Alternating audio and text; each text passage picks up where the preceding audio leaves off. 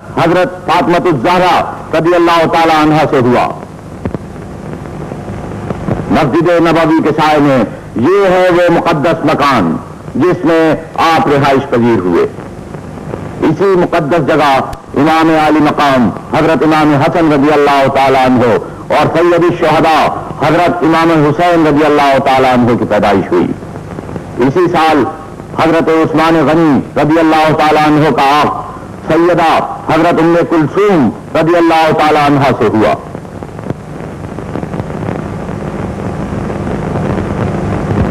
مسجد نبوی کے عقب میں یہاں تھا وہ مکان جس میں آپ کا قیام تھا اور اسی مکان میں آپ شہید ہوئے.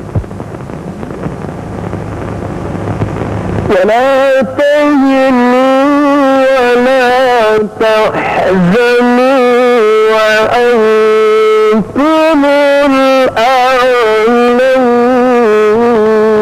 جنگ بدر ایک قہر الہی تھا جو کفار مکہ پر نازل ہوا.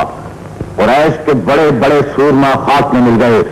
مکے کے گھر گھر میں صف ماتم بچ گئی. ہر طرف انتقام انتقام کی صدائیں بلند ہوئیں. جنگ کی تیاریاں شروع ہوئیں اور بے دریغ دولت صرف کی گئی. انہی راستوں سے 3000 کفار کا لشکر جرار جس میں 700 زراخوش 3000 اونٹ اور 200 گھوڑے تھے تہامہ کی وادی میں خاک اڑاتا ہوا مدینے کی طرف بڑھ لگا.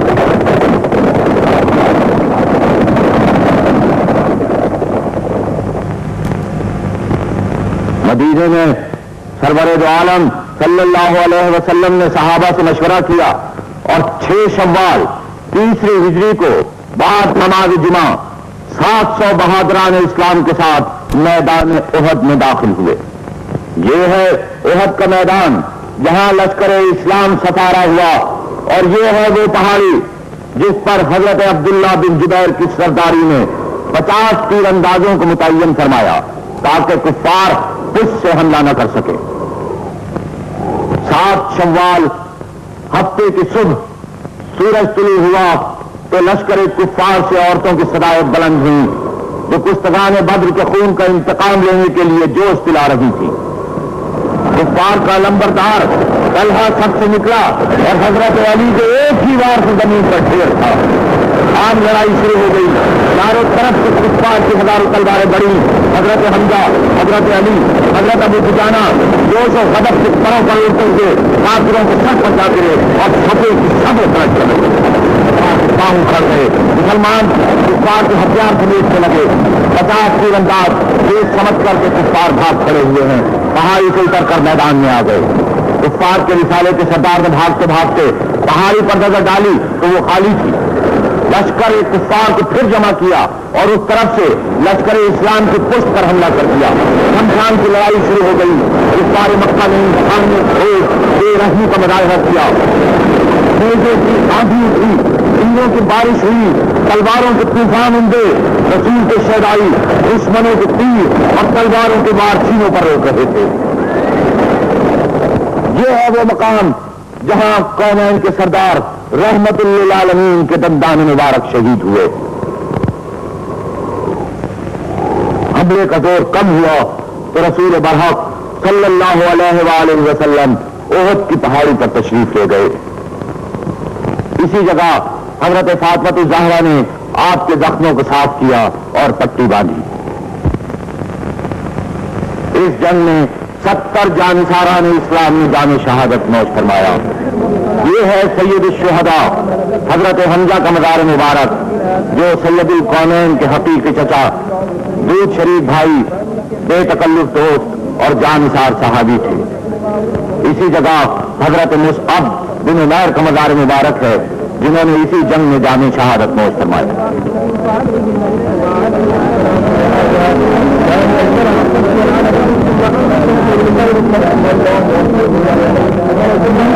الحمد للہ رب العالمین. یہ ہے مدینہ منورہ کا تاریخی قبرستان جنت البقیع جہاں جنگ احد کے باقی شہداء مدفون ہے. یہی وہ سرزمین ہے جس کی آغوش میں اہل بیت, صحابہ اکرام, اور شہدائے اسلام ابدی نیند سو رہے ہیں۔ یہی ہیں جن کے ہاتھوں میں امت مرحومہ کی قیادت و ہدایت کی باغ رہی ہے، یہی ہیں جن کی عظمت لازوال کے نقوش صفحۂ عالم پر ثبت ہیں، اور جن کی عظمت و سطوت کے افسانے آج تک زبان تاریخ پر جاری ہیں۔ ایک حدیث پاک کے مطابق جنت البقیع کو یہ فخر حاصل ہے کہ قیامت کے دن 1,00,000 اللہ کے پیارے اسی زمین سے اٹھیں گے جن کے چہرے 14ویں کے چاند کی مانند چمکتے ہوں۔ یہ ہے خلیفہ ثالث حضرت عثمان غنی رضی اللہ تعالی عنہ کا مزار مبارک، جنہیں مدینہ منورہ میں بروز جمعہ 18 ذی الحجہ سن 35 ہجری میں شہید کیا گیا۔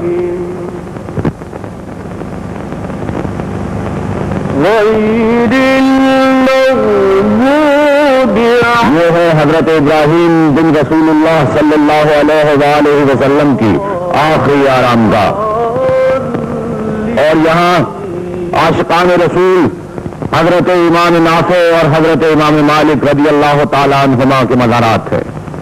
اس جگہ حضرت عبداللہ بن جعفر طیار اور حضرت عقیل کے مزار مبارک ہے۔ اس مقام پر احد کے شہداء مدفون ہیں۔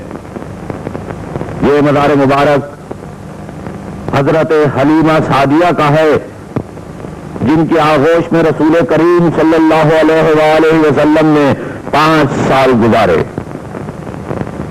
اس جگہ ام المومنین حضرت عائشہ صدیقہ رضی اللہ تعالی عنہا کے ساتھ دیگر ازواج النبی صلی اللہ علیہ وآلہ وسلم کے مزار پاک ہیں۔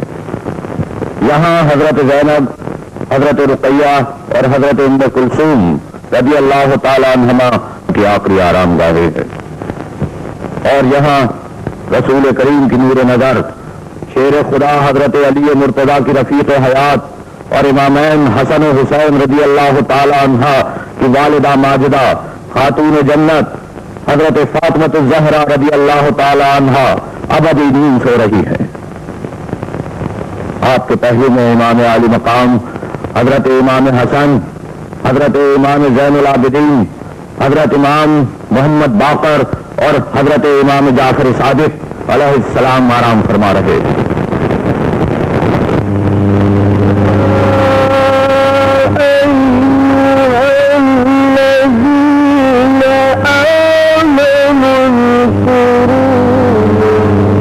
ہجری شروع ہو چکی تھی۔ خیبر کے یہودیوں نے ایک بار پھر عرب کے قبائل کو مسلمانوں کے خلاف بھڑکایا، ان کی غیرت کو للکارا اور فیصلہ کن جنگ کے لیے تیار کر دیا۔ ایک بار پھر بہاما کی وادی گھوڑوں کی ٹاپوں سے گونج اٹھی۔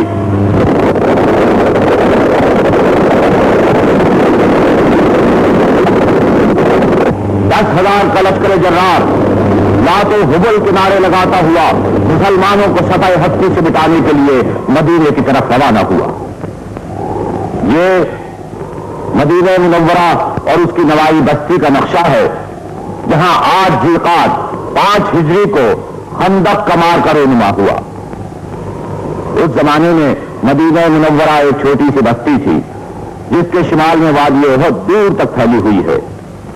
جنوب میں قبا اور اس کے متصل گھنے باغات ہیں جو شہر پناہ کا کام دیتے ہیں۔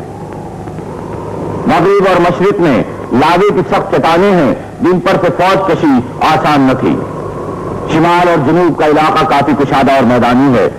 اسی علاقے میں 3 دن کے فاقوں سے چور 3,000 مہاجر اور انصار نے سرور کائنات صلی اللہ علیہ وآلہ وسلم کے ساتھ بھوک سے نڈھال پیٹ پر پتھر باندھ کر خندق کھودی۔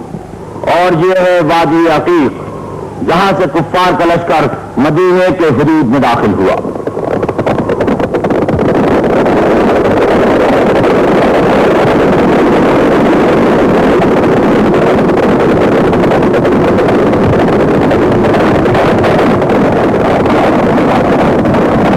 یہاں ہے جبل سلحہ، جہاں مسلمانوں نے اپنے مورچے بنائے۔ اسی مقام پر 7 مساجد ہیں جو آج بھی خندق کے مارکے کی یاد دلاتی ہیں۔ اسی مقام پر خندق کے ساتھ ساتھ مجاہدین اسلام لشکر کفار کے سامنے سفارا ہوئے، اور یہ ہیں وہ میدان جہاں کفار عرب مدینے کا محاصرہ کیے ہوئے تھے۔ محاصرے کے دوران عرب کا مشہور بہادر عمر بن عبد ود میدان میں آیا اور مسلمانوں کو للکارا۔ مقابلے کے لیے شیر خدا حضرت علی مرتضی کرم اللہ وجہ الکریم تیار ہوئے۔ رسول اللہ نے اپنے دست مبارک سے امامہ باندھا، تلوار عنایت فرمائی اور رخصت کیا۔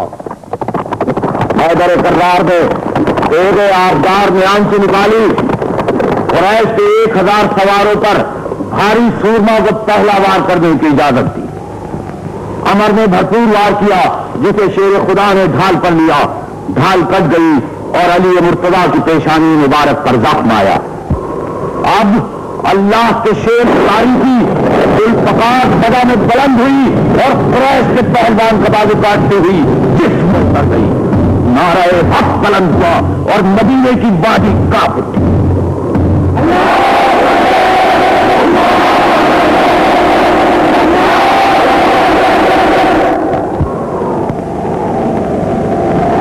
محاصرے کو 20 روز سے زائد ہو گئے۔ کفار مکہ خندق کی تیاری سے بے خبر تھے، وہ تو مسلمانوں سے کھلے میدان میں لڑنے آئے تھے۔ پانی، غذا اور چارے کی فراہمی مشکل سے مشکل تر ہوتی جا رہی تھی۔ سخت سردی کی راتیں عذاب بن گئیں۔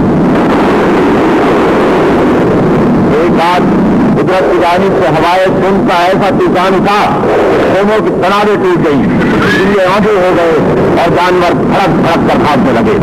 لشکر کفار میں اب تری پھیل گئی۔ سارے عرب محاصرہ چھوڑ کر راہ فرار اختیار کرنے پر مجبور ہو گئے، اور اس طرح 25 روز کے بعد مدینے کی سرزمین دشمنوں کے قدموں سے پاک ہو گئی۔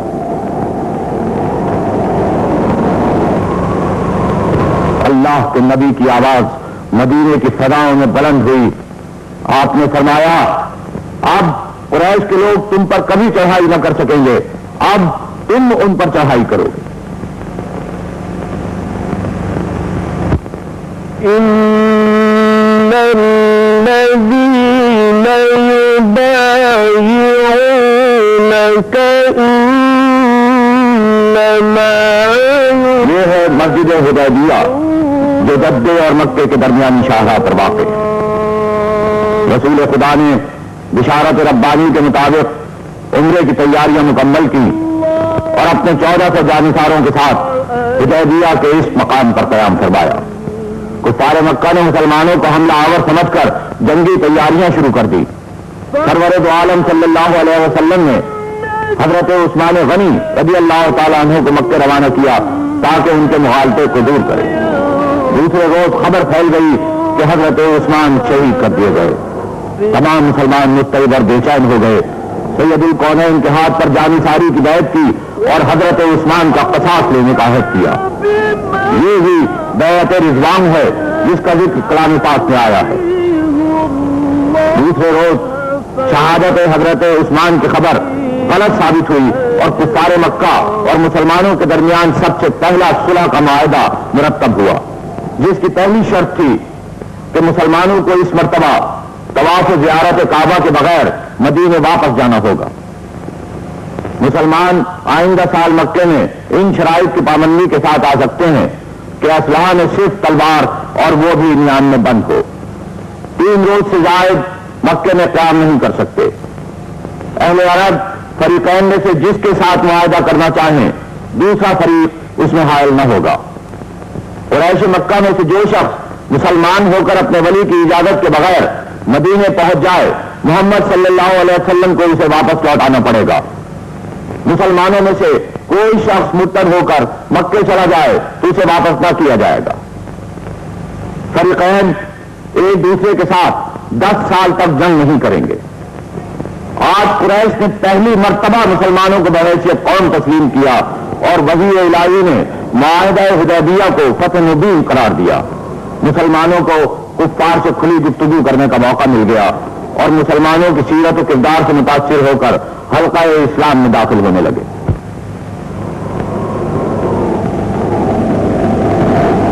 کے سینے پر. یہ ہے خیبر کا وہ مقام جہاں یہودیوں کا سب سے بڑا مرکز تھا.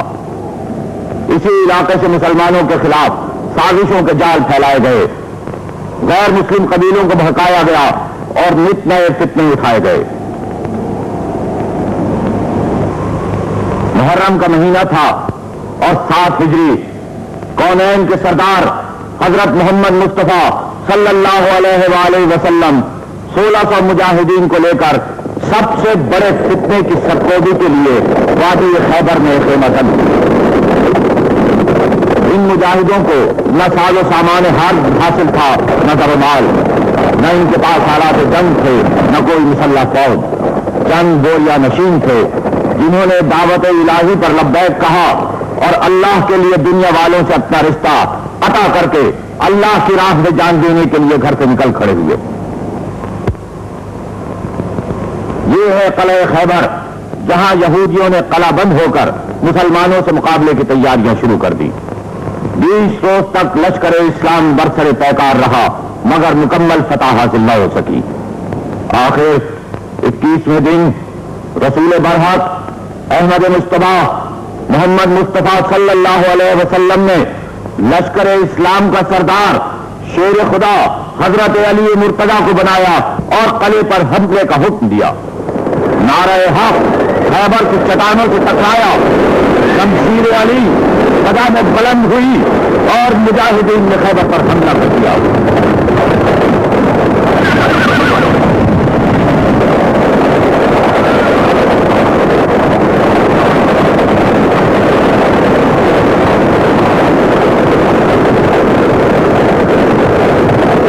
یہودیوں کا سب سے بڑا سردار مرہب مارا گیا, ان کے پاؤں اکھڑ گئے اور قلعہ خیبر پر اسلامی علم لہرا دیا گیا. یہ ہے وادی خیبر میں وہ مسجد جو فتح خیبر کی یاد میں تعمیر کی گئی. خیبر کے مارکوں میں 93 یہودی مارے گئے اور 15 مسلمانوں نے شہادت حاصل کی.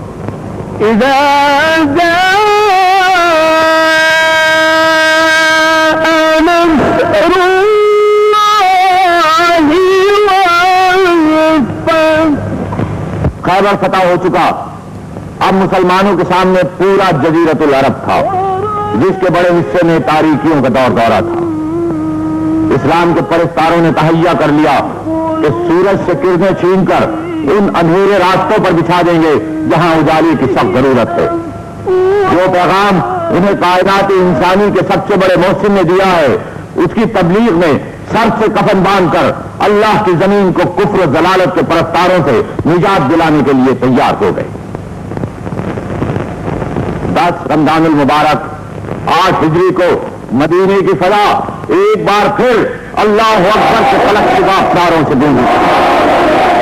اسلام کے 10,000 جاں فروش مرکز اسلام کو کفر سے نجات دلانے کے لیے مدینہ منورہ سے مکہ معظمہ کی طرف روانہ ہوئے تاکہ تجلی گاہ کعبہ سے تمام عالم کو روشن کر دیں. یہی وہ صحابہ کی ویران وادیاں ہیں جہاں سے 8 سال قبل رسول عربی ایک غریب الدیار مہاجر کی طرح گزرے تھے. آج وہی مہاجر لشکر اسلام کے سردار ہیں. آج زمین کی شاندار آبادیاں, پہاڑوں کی سربہ فلک چوٹیاں, صحراؤں کے وسیع میدان اس ذات اقدس کی ترانے گا رہے ہیں جس نے یثرب اور بطحہ کے ریگستانوں میں اسرار الہی سے پردے اٹھائے. لشکر اسلام میں وہ بہادر شامل تھے جنہوں نے پہاڑوں کی چھاتیوں کو رون ڈالا, بجلیاں چمکی تو مسکراہٹ ہوئے, بادل گرجے تو بہت سوار کیا, آندیاں آئیں تو ان کا رخ باپ اپنے سارے ساز و سامان کے ساتھ ان کی راہ دیکھ رہا تھا. راہ کی مشکلیں غبار بن کر اڑ گئیں اور دشواریاں ان کے قدموں میں خس و خاشاک بن کر پس گئی. آج مسلمان وقت کے خالق و مالک تھے اور زمانہ ان کی جنبش لب پر حرکت کر رہا تھا.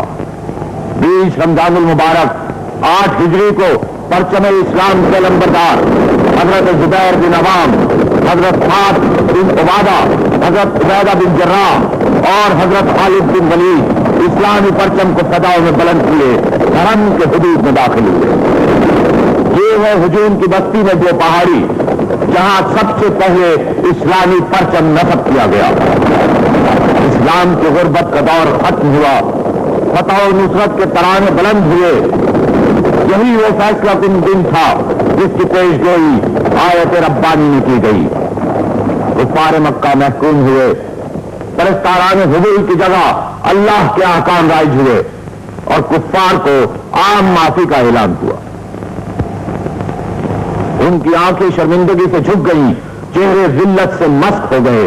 یہ وہی مغرور کفر کے پجاری تھے جنہیں اللہ اور اس کے احکام کے آگے جھکنے کی دعوت دی گئی، مگر شیطان کے چیلوں نے ان کے مغرور سروں کو جھکنے نہ دیا.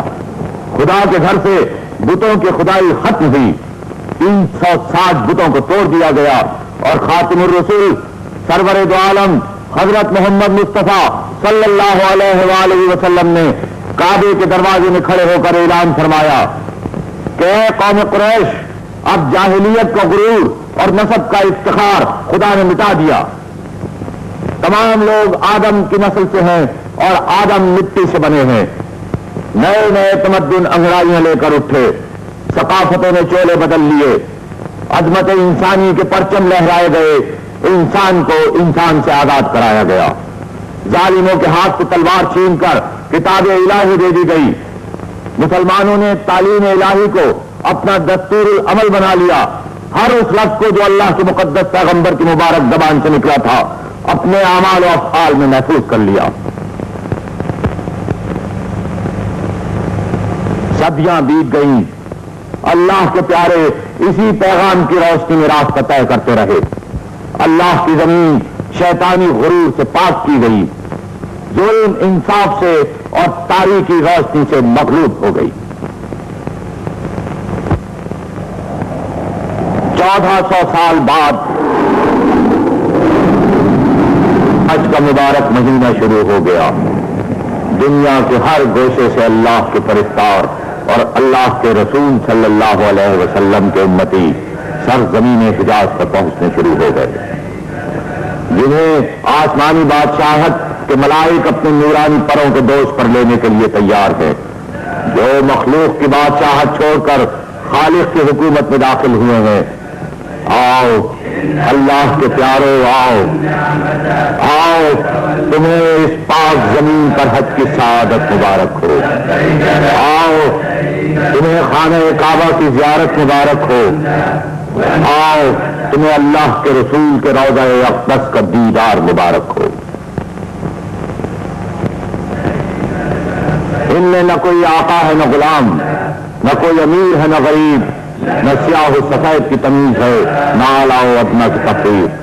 سب مسلمان ہیں، ایک اللہ کے پرستار اور آخری نبی کے جانثار. یہاں سے حرم پاک کے حدود شروع ہوتے ہیں، جس میں داخل ہوتے ہی وہ تمام پابندیاں عائد ہوتی ہیں جو اللہ اور اس کے رسول صلی اللہ علیہ وآلہ وسلم نے حرم پاک کے احترام کے لیے مقرر کی.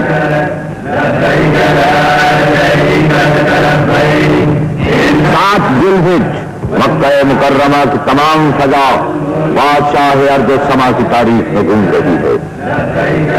یہ ہے حرم کا صدر دروازہ، جس کی آغوش میں مقدس یادگاروں کے وسیع ذخیرے ہیں. اللہ سب سے بڑا ہے، اللہ سب سے بڑا ہے، اللہ سب سے بڑا ہے.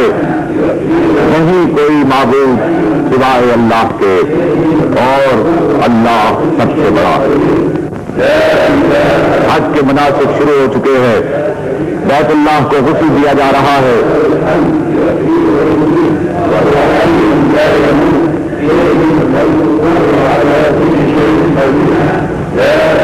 خادم حرمین شاہ فیصل بن عبدالعزیز غسل کی تمام رسومات میں شریک ہے. شاہ کے ساتھ بہت سے اسلامی ممالک کے سربراہ اور نمائندے بھی شامل ہیں.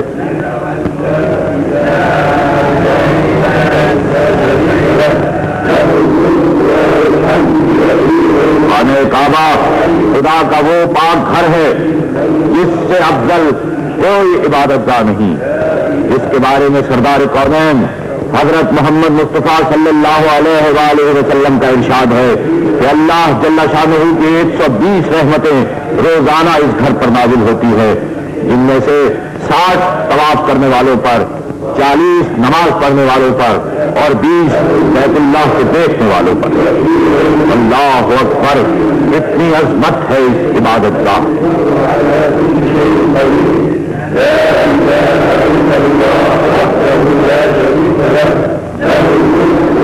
یہی دن سب سے بڑے ہیں کیونکہ انہی دنوں میں دنیا کی سب سے بڑی عبادت ظہور میں آئی۔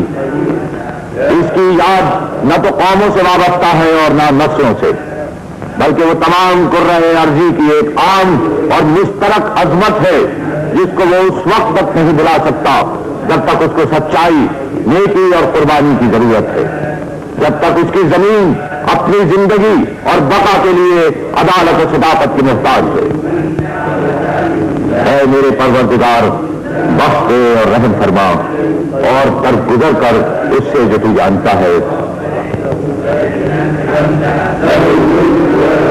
مطاف بیت اللہ کے چاروں طرف سے وہ حدود جہاں طواف ہو رہا ہے مطاف کے مبارک نام سے یاد کیا جاتا ہے، اور بیت اللہ کے گرد گھومنے کا نام طواف ہے۔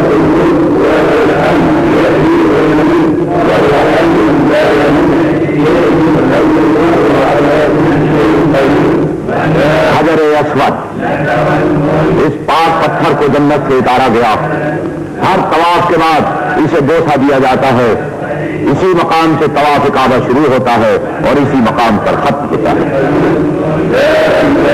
حتیم، یہ حتیم کا مقدس حصہ ہے جو حضرت ابراہیم علیہ السلام کے دور میں بیت اللہ کے اندر تھا۔ آج بھی یہ مقام کعبے کا حصہ مانا جاتا ہے۔ مقام ابراہیم وہ متبرک پتھر ہے جسے حضرت جبریل علیہ السلام نے پیش کیا اور جس پر کھڑے ہو کر حضرت ابراہیم علیہ السلام نے خانہ کعبہ کی تعمیر فرمائی۔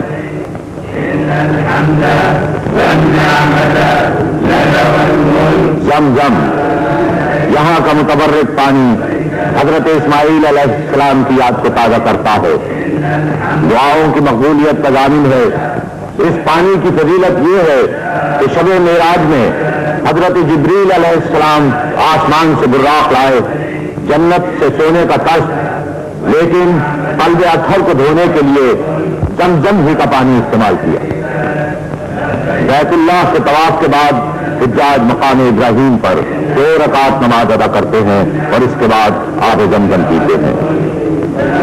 اے ہمارے رب، ہمیں دین و دنیا میں بھلائی اور بہتری عنایت فرما اور ہم لوگوں کو آگ کے عذاب سے بچا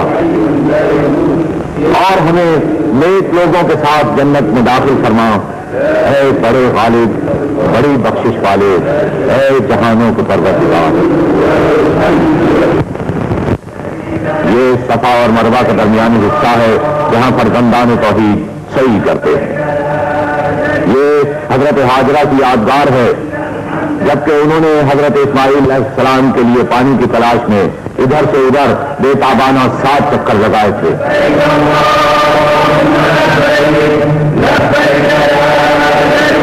آج ذوالحج انگنت فرزندان آدم مینا روانہ ہو گئے، جہاں بارگاہ رب العزت میں ظہر، عصر، مغرب، عشاء اور فجر کے بعد سر سجود ہو گئے۔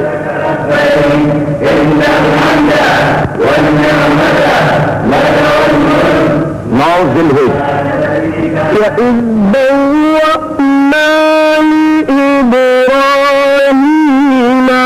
آج سے 1400 سال قبل رسول برحق حضرت محمد مصطفیٰ صلی اللہ علیہ وآلہ وسلم اسی میدان میں حج کے لیے تشریف لائے تھے۔ جمعے کا دن تھا، سرور کائنات کی سواری وادی ارنا سے میدان عرفات میں داخل ہوئی۔ آج بھی مسجد نمرہ یا مسجد عرفات اس دن کی یاد دلاتی ہے جہاں 2 جہانوں کے سردار رحمت للعالمین شافع محشر رسول برحق حضرت محمد مصطفیٰ صلی اللہ علیہ وآلہ وسلم نے قیام فرمایا تھا۔ یہ ہے میدان عرفات میں جبل الرحمت، سرزمین حجاز پر ایک اور افضل اور اعلیٰ مقام.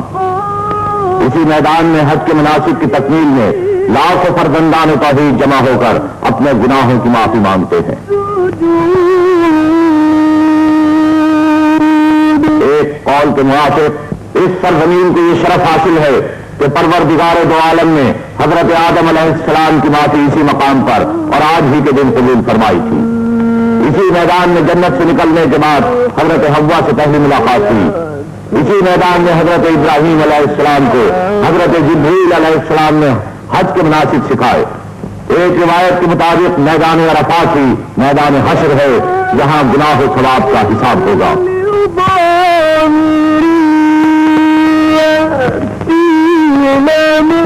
زوال کے بعد سید الانبیاء اپنی اونٹنی قصوہ پر سوار ہو کر بطن ارضا میں تشریف لائے.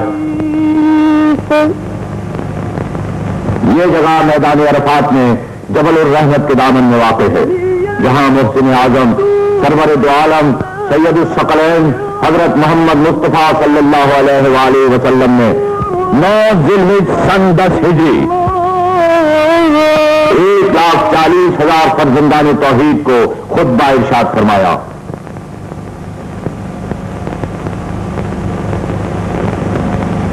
آپ کا ارشاد ہے کہ اے لوگوں، میں جو کچھ کہوں اسے غور سے سنو. شاید آئندہ سال اور اس کے بعد پھر کبھی یہاں تم سے ملاقات نہ ہو سکے. اے لوگوں، تم پر ایک دوسرے کی جان و مال تا قیامت حرام ہے. جس طرح آج کے دن اور اس مہینے ذوالحج میں ایک دوسرے کی بے حرمتی نہیں کرتے. جس کسی کے پاس دوسرے کی امانت جمع ہو اس کے مالک کو لوٹا دی جائے. آج سے ہر قسم کا سود ختم کیا جاتا ہے راس المال کے سوا. نہ تم ایک دوسرے پر ظلم کرو، نہ قیامت کے دن تمہارے ساتھ ظلم کیا جائے گا. خدا تعالیٰ نے سود کو ممنوع فرما دیا ہے. عباس کا جو سود دوسروں کے ذمہ واجب الادا ہے اسے موقوف کیا جاتا ہے. جاہلیت کے مقتولین کا قصاص ودیت دونوں کل عدم قرار دی جاتی ہیں. سب سے پہلے بنو ہاشم کے بچے ابن ربیعہ بن حارث بن عبد المطلب کے فرزند کا بدلہ اور دیت معاف کرتا ہوں. اس کے بعد مجھے بتانا ہے کہ زن و شوہر دونوں ایک دوسرے کے سامنے جواب دہ ہیں. اذا جملہ یہ کہ کسی عورت کے لیے غیر مرد کو اپنے قریب کرنے کا حق نہیں.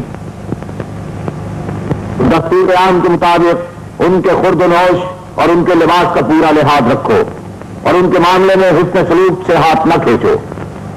وہ تمہاری نکاح میں آ جانے سے تمہاری پابند ہو جاتی ہیں اور اپنے نفس کی مالک نہیں رہتی.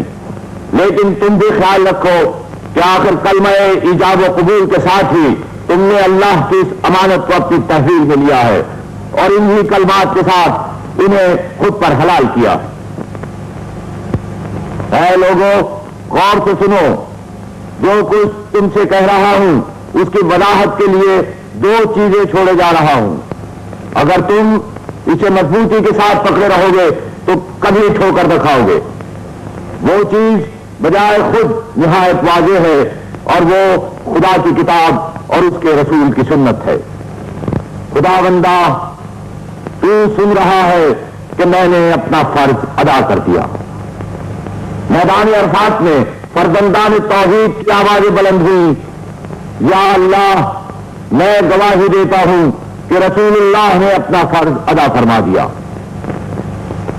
خطبے کے بعد حضرت بلال نے تکبیر پڑھی اور شافع محشر نے اپنے 1,40,000 جانثاروں کے ساتھ ظہر اور عصر کی نماز ادا فرمائی.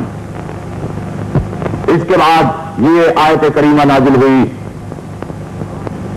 آج کے دن میں نے تمہارے لیے دین کو کامل کر دیا اور اپنی نعمت تم پر پوری کر دی اور تمہارے لیے دین اسلام ہی کو پسند کر لیا.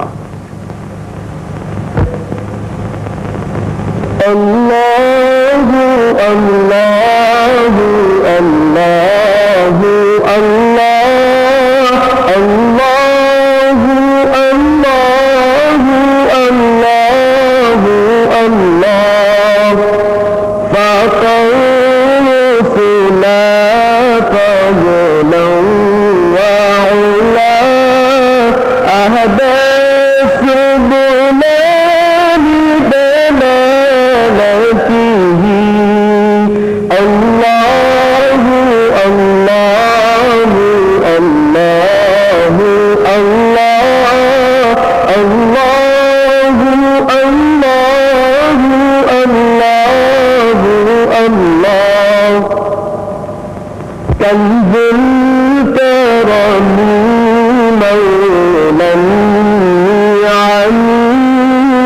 أصحاب الأمم لشريعته الله الله الله الله الله الله الله الله أزكى الناس بأعلى الحسب كل العربي في خدمته الله الله الله الله الله الله الله الله 1400 سال گزر چکے ہیں اسلام کے پرستار دین محمدی کے جانثار عرفات کے میدان میں اللہ کے احکام کے بجا آوری کے لیے جمع ہوئے ہیں. آج 9 ذی الحج ہے. فرزندان توحید کا ٹھاٹھے مارتا ہوا سمندر حد نگاہ تک پھیلا ہوا ہے. دشت و جبل میں لاکھوں فرزندان توحید کی دعائیں گونج رہی ہیں.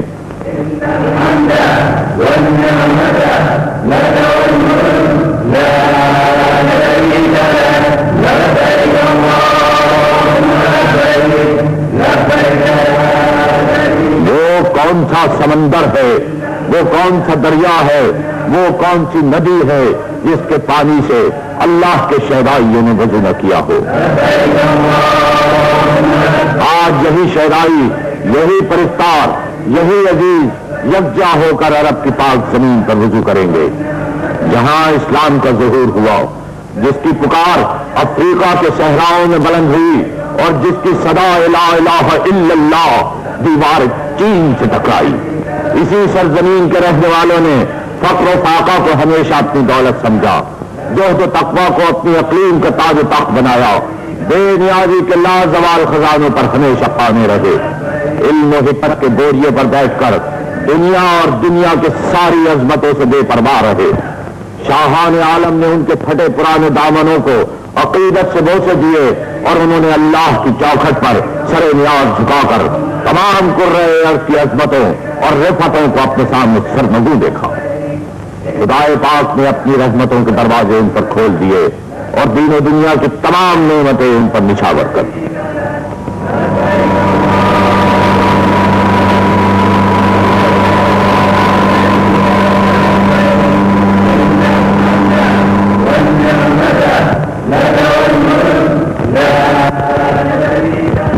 حج کی رسومات ادا کرنے کے لیے والی سعودی عرب خادم حرمین شاہ فیصل بن عبد العزیز کی تشریف لے آئے ہیں تاکہ احکام الہی کی پابندی کر کے ثواب دارین حاصل.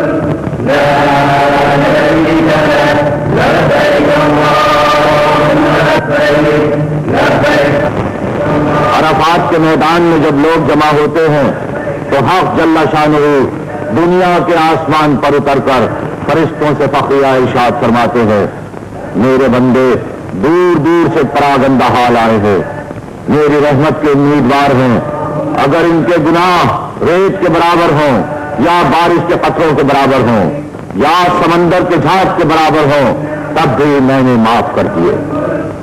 میرے بندو جاؤ, میری بخشش لے کر چلے جاؤ. تمہارے بھی گناہ معاف ہیں اور جن کی سفارش کرو ان کے بھی گناہ معاف ہیں.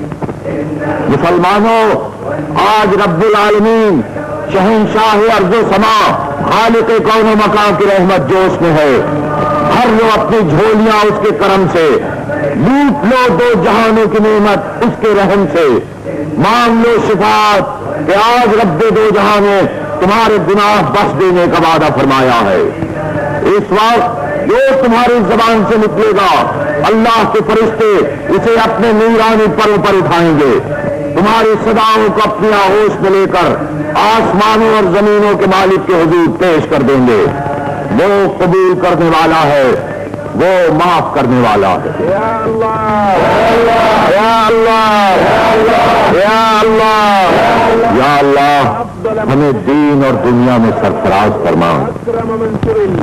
یا اللہ ہمیں قبر کے عذاب اور دوزخ کی آگ سے بچا. یا اللہ ہمیں اور ہماری اولاد کو نماز قائم کرنے کی توفیق عطا فرما. یا اللہ ہمارے ماں باپ کی اور مومنوں کی خطاؤں کو بخش دے. یا اللہ ہمیں وہ بھلائی دے جو تجھ سے تیرے نبی نے مانگی. اس چیز کے شر سے تیری پناہ مانگتے ہیں جس سے تیرے نبی صلی اللہ علیہ وسلم نے مانگی. یا اللہ ہمارے دل میں رسول برحق کی محبت بھر دے اور ان کے احکام پر چلنے کی توفیق عطا فرما. یا اللہ ہمیں روز محشر نبی کریم صلی اللہ علیہ وسلم کی شفاعت سے سرفراز فرما. یا اللہ بیماروں کو شفا دے. یا اللہ بے روزگاروں کو روزگار دے. یا اللہ بے اولادوں کو نیک اولاد دے. یا اللہ غریبوں کو خوشحالی دے. یا اللہ ہمارے بازوؤں میں قوت حیدری دے تاکہ ہم اپنے وطن کی حفاظت کر سکیں. یا اللہ ہمارے ایمانوں میں تقویت دے کہ ہم اپنی قوم کا سر فخر سے بلند کر سکیں. یا اللہ ہمارے ارادوں میں پختگی دے تاکہ ہم تیرے نام پر قربان دے سکیں. اللہم اجعل خیر عمری آخرہ. سورج کی آخری کرن جبل عرفات پر لرز رہی ہے اور حجاج سفر کے لیے تیار کھڑے ہیں. آفتاب کے غروب ہوتے ہی لاکھوں بندگان الہی میدان عرفات سے مزدلفہ کی طرف روانہ ہو جائیں گے. علی دینک وایدنی بنصرک وارزقنی من فضلک ونجنی من عذابک.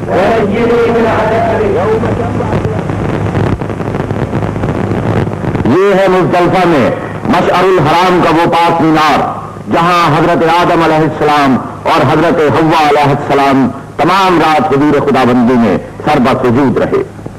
پروردگار کی نعمتوں کا شکر ادا کیا اور رحمت و بخشش کی دعائیں مانگی. اسی متبرک مقام پر حضرت ابراہیم خلیل اللہ اور حضرت اسماعیل ذبیح اللہ نے عبادت کی.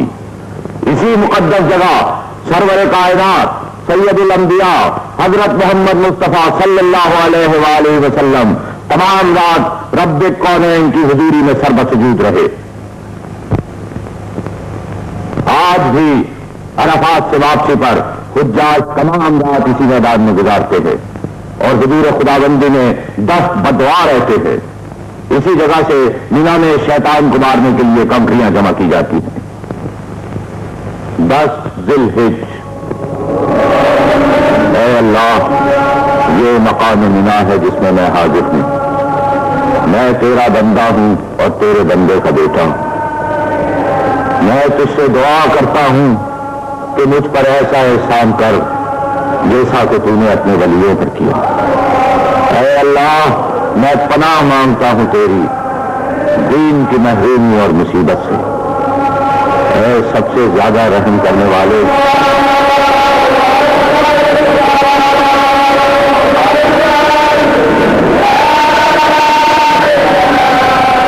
یہ وہ مقام ہے جہاں ابلیس نے حضرت ابراہیم خلیل اللہ اور حضرت اسماعیل ذبیح اللہ کو قربانی کے وقت بہتایا مگر ابلیس کی قوت ان کا راستہ نہ روک سکی اور وہ ایک پاک مقصد کی تکمیل کے لیے آگے بڑھ گئے. آج لاکھوں فرزندان توحید اسی مقام پر 7 کنکریاں مارتے ہیں جس کے بعد قربانی کرتے ہیں, بال منڈواتے ہیں اور احرام اتار کر طواف کعبہ کے لیے مکہ چلے جاتے ہیں. اس طواف کو طواف زیارت کہتے ہیں. 11 اور 12 ذی الحج کو حجاج مینا میں قیام کرتے ہیں اور جمرہ اولا, جمرہ وسطیٰ اور جمرہ اقبا پر 7 کنکریاں مارتے ہیں. طلوع آفتاب سے زوال تک رمی مسنون ہے, زوال سے غروب تک مباح ہے اور غروب سے فجر تک مکروہ ہے.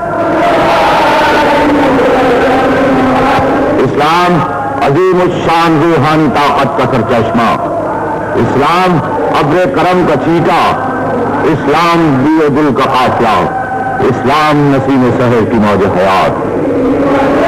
اسلام کے فرزندوں نے خدا کی راہ میں جان و مال قربان کیا تاکہ دنیا کو آباد کریں۔ انہوں نے اپنے آپ کو مٹایا تاکہ دنیا کی مٹی ہوئی یادگاریں پھر زندہ ہو جائیں۔ انہوں نے اپنے خون کو بہایا تاکہ دنیا کے چہرے کا وہ آب و رنگ پھر ابھر آئے جس کو وحشیانہ حملوں کے سیلاب بہا کر لے گئے۔ دنیا نے دیکھ لیا کہ عرب کے جن میدانوں میں خاک ہو رہی تھی اس میں نسیم خوشگوار کے جھونکے چلنے لگے۔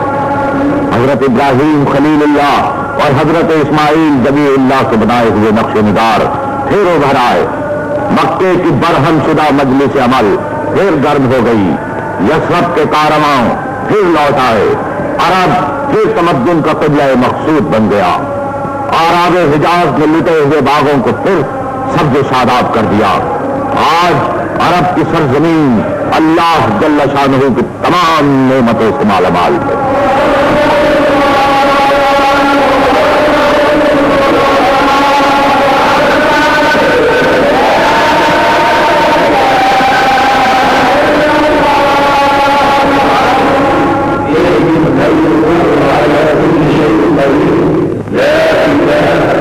مینا سے فارغ ہو کر حجاج مکہ معظمہ آ گئے ہیں اور بارگاہ رب العزت میں سربا سجود ہیں۔ اللہ کے یہ پیارے مختلف مقاموں، مختلف جتھوں اور مختلف شکلوں میں آئے ہیں، مگر سب کے وجود ایک ہی صف میں جڑے ہوئے ہیں۔ سب کے کاندھے ایک دوسرے سے ملے ہوئے ہیں، سب کے قدم ایک ہی سیٹ میں ہیں، سب کے چہرے ایک ہی جانب ہیں، سب کے دل ایک ہی یاد میں محض، سب کی زبان ایک ہی ذکر میں مترنم۔ ان کا خدا ایک، ان کا ایمان ایک، ان کا مذہب ایک۔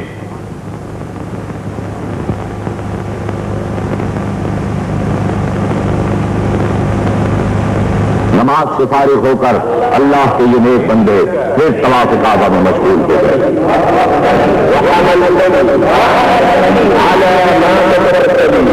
مسلمانوں، دعوت الہی پر لبیک کہو، تعلیم الہی کو اپنا دستور العمل بنا لو۔ ہر اس لفظ کو جو خدا کے مقدس پیغمبر کی زبان سے نکلا ہے اپنے اعمال و افعال کے اندر محفوظ کر لو۔ اس اسوہ حسنہ کی زندگی کو اپنا نصب العین بنا لو۔ یہ وہ انسان تھے مگر اپنے ہر فعل کے اندر ایک خدا نما جلوہ رکھتے تھے۔ ان آیات کریمہ پر گامزن ہو جاؤ جنہوں نے یثرب اور بطحہ کے ریگستانوں میں اسرار الہی کے پردے اٹھائے۔ اے اللہ، نہ بنا میرے اس حج کو آخری زیارت گاہ اپنے حج میں، اور اگر تو اس کو آخری زیارت بنائے تو اس کا بدلہ جنت عنایت کر۔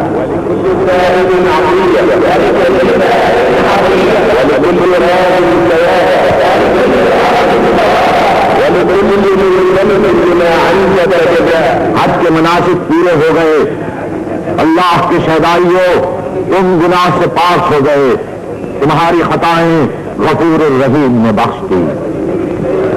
اب نماز کو قائم رکھو، احکام الہی کی پابندی کرو، سنت رسول پر عمل کرو اور نیکی و سچائی کو اپنا مقصد حیات بنا لو۔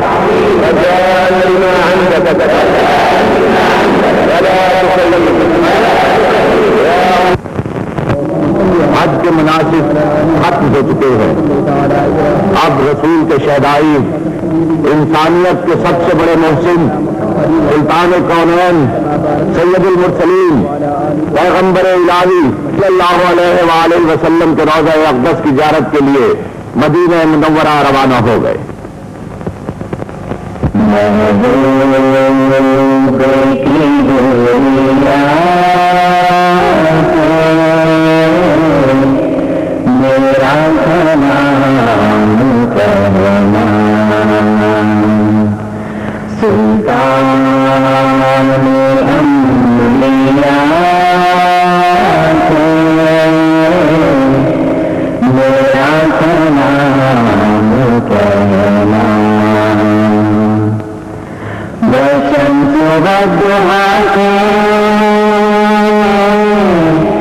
میرا خدا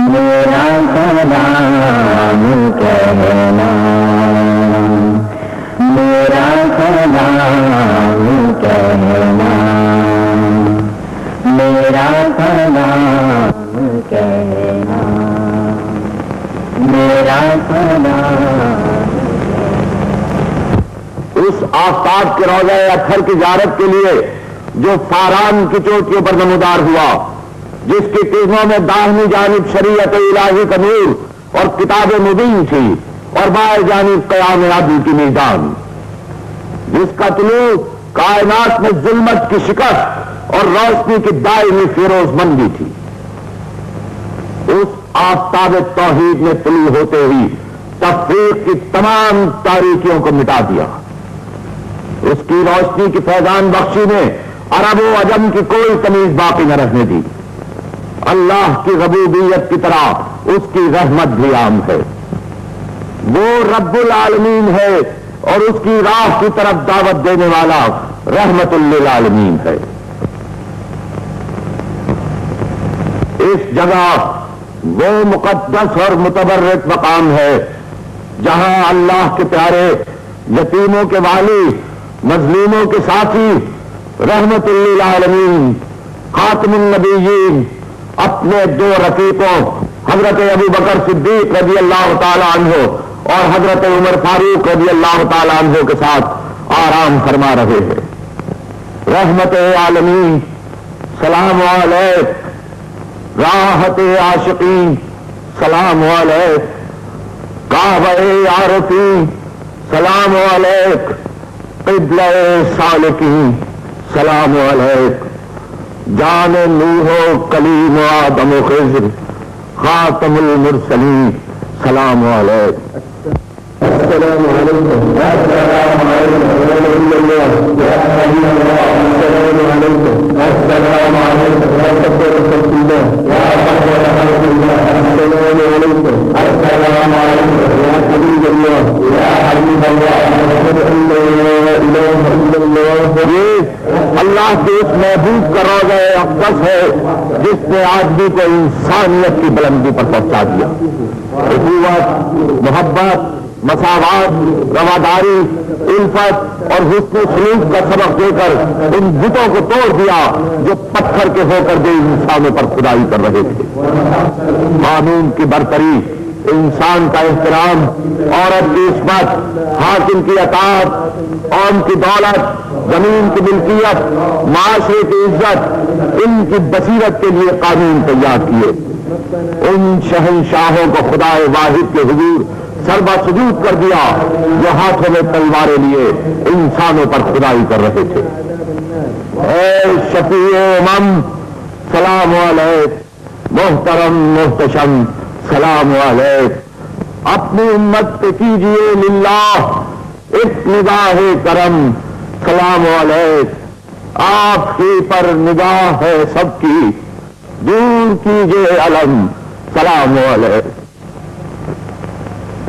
پر محراب نبوی ہے، یہی وہ جگہ ہے جہاں شہنشاہ کونین امامت فرمایا کرتے تھے۔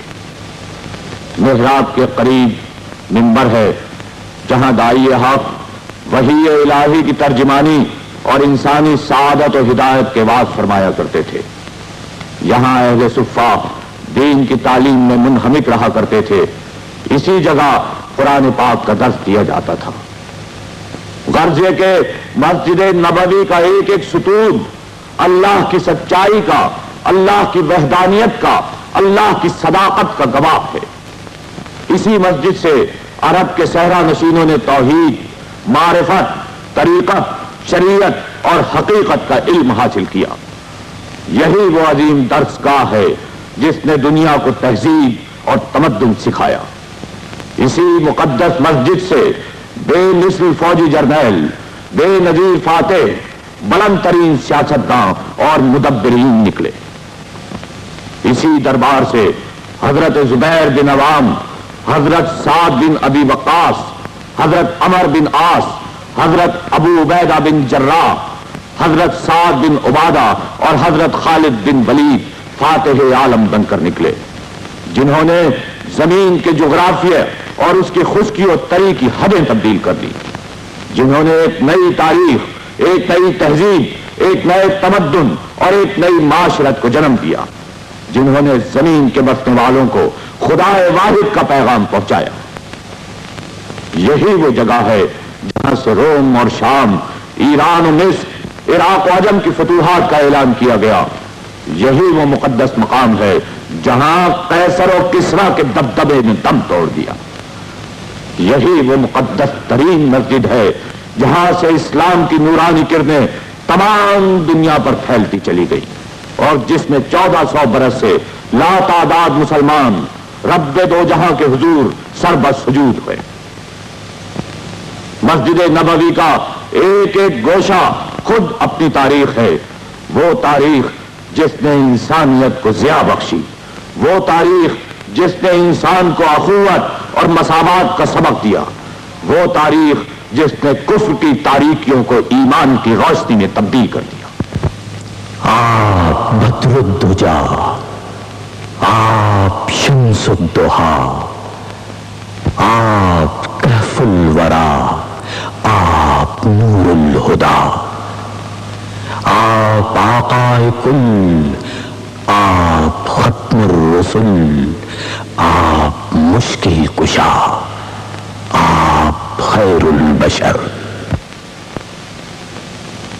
اگر تم دولت مند ہو تو مکے کے تاجر کی تقلید کرو، اگر تم غریب ہو تو صحابہ ابی طالب کے قیدی کی کیفیت سنو، اگر بادشاہ ہو تو سلطان کونین کا حال پڑھو، اگر رعایا ہو تو قریش کے محکوم کو ایک نظر دیکھو، اگر فاتح ہو تو بدر و حنین کے سپہ سالار پر نگاہ دوڑاؤ، اگر شکست کی ہے تو معرکہ احد سے عبرت حاصل کرو، اگر جوان ہو تو مکے کے ایک چرواہے کی سیرت پڑھو، اگر یتیم ہو تو عبداللہ و آمنہ کے جگر گوشے کو نہ بھولو، اگر بچے ہو تو حلیمہ سعدیہ کے لاڈلے کو دیکھو، اگر شوہر ہو تو ختیجہ اور عائشہ کے مقدس شوہر کی حیات پاک کا مطالعہ کرو، اگر اولاد والے ہو تو فاطمہ کے باپ اور حسن و حسین کے نانا کا حال پوچھو، اگر ثالث ہو تو کعبے میں حجر اسود کے نظر جماؤ، اگر استاد ہو تو صفا کی درسگاہ کے معلم کو دیکھو، اگر واعظ ہو تو مسجد مدینہ کے منبر پر کھڑے ہونے والے کی باتیں سنو، اگر عدالت کے قاضی ہو تو مدینے کے منصف کو پڑھو۔ غرض تم جو بھی ہو، کسی حال میں بھی ہو، تمہاری زندگی کے لیے نمونہ، تمہاری سیرت کی درستی کے لیے سامان، تمہارے ظلمت خانے کے لیے ہدایت کا چراغ اور ایمان کا نور حضرت محمد مصطفیٰ صلی اللہ علیہ وآلہ وسلم کی پاک زندگی کے خزانوں میں ہر وقت اور ہر دم مل سکتا ہے۔ اس پر عمل پیرا ہو تاکہ دین اور دنیا میں سرفراز ہو۔ کہ محمد سے وفا تو نے تو ہم تیرے ہیں، یہ جہاں چیز ہے کیا لوح و قلم تیرے ہیں۔ صلی اللہ نبینا صلی اللہ محمد صلی اللہ شفیعنا صلی